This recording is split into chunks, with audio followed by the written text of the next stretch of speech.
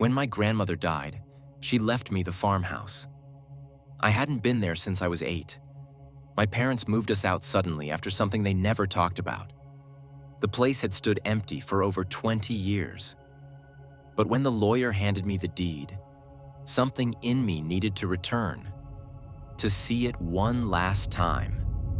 It sat in the middle of nowhere, surrounded by rotting cornfields and tangled brush.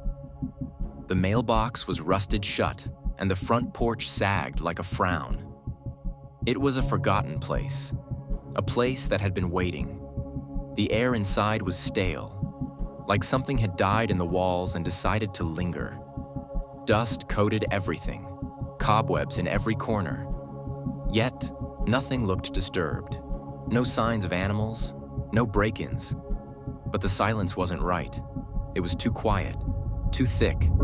There were scratch marks on the basement door, long, deep, as if something with claws had tried to get out, or in.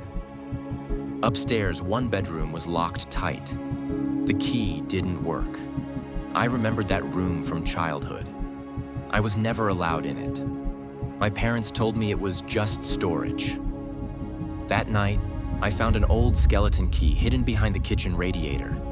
It fit perfectly. When I opened the door, the stench hit me first, like burnt meat and rot. Inside, the walls were lined with strange symbols scratched into the wood. Dozens of old family photos hung crooked, each with the eyes scratched out. On the floor sat a rocking chair facing the wall. It rocked slowly, though there was no breeze. I slammed the door and locked it again.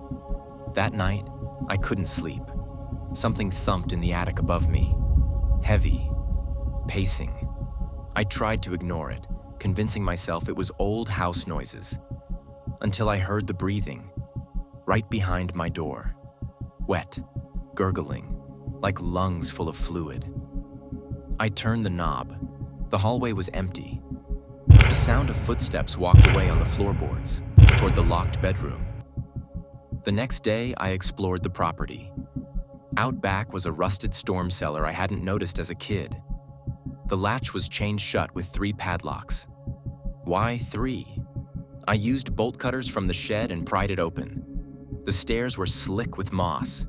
The air got colder with every step. At the bottom, old canning jars, shelves of dusty tools, and something else. A crude circle of stones, burn marks around it, feathers, bones, a child's doll, headless and bound in barbed wire. Something terrible had happened here, something summoned. That night, I found a diary tucked under a loose floorboard in the master bedroom. It belonged to my grandmother. She wrote of the deal my great-grandfather made to save the land during the Dust Bowl, of the creature he kept in the woodshed, of the blood it needed every harvest, and of what happened when the last offering wasn't made. The house began to rot. Animals were born wrong. Her children disappeared. And something began knocking on her window at night, calling her by name. She never answered. Until one night, she did.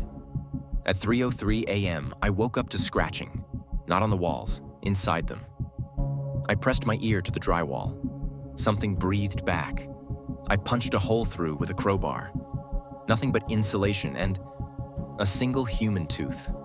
And below it, something moved, slowly crawling deeper into the house's frame. I tried to leave that day. The truck wouldn't start. GPS had no signal. The roads had vanished. Literally. Cornfields twisted and looped back onto themselves. And that night, I saw them. 3 people standing in the field beyond the barn. Just silhouettes. They stayed there all night, never moved. But in the morning, I found footprints in the mud beneath my window, and a child's handprint in the dew on the glass, 5 feet off the ground. I went back to the basement. This time, the scratches on the door were fresh. Splinters littered the floor. Inside, something had tunneled up from beneath the concrete. A hole, narrow, but deep. Moist earth around the edge. I dropped a rock inside. No sound. Then I heard it. From beneath. a voice whispering, "Come back down." That night, a storm rolled in, unnaturally fast. Rain lashed the windows, wind howled like a living thing. I heard someone walking down the upstairs hallway. But when I went to check, the hallway was longer than before. Doors I didn't remember lined the walls. The wallpaper changed. It smelled of wet soil and meat. And at the end of the hallway stood something tall. Its skin bloated and loose, its head twisted backward. It opened its mouth. My grandmother's voice came out. The deal was broken. Now you belong here. I tried to burn the house. I doused the living room in gasoline and lit a match. Nothing caught. The flames vanished like they were being swallowed. The shadows in the house grew longer, deeper. They moved on their own, reaching for me, grabbing at my ankles, pulling. I ran to the attic, barricaded the door, but something was already inside. In the corner, beneath the rafters, the rocking chair rocked back and forth. Empty. Then it stopped. The house didn't want to kill me.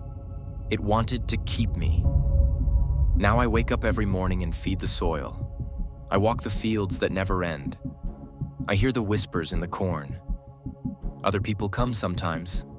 Inheritors, curious travelers, ghost hunters. The house swallows them one by one. And I help, because if I don't, it starts to rot again. And I've seen what happens when the house rots. I am the farmer now, and the harvest never ends.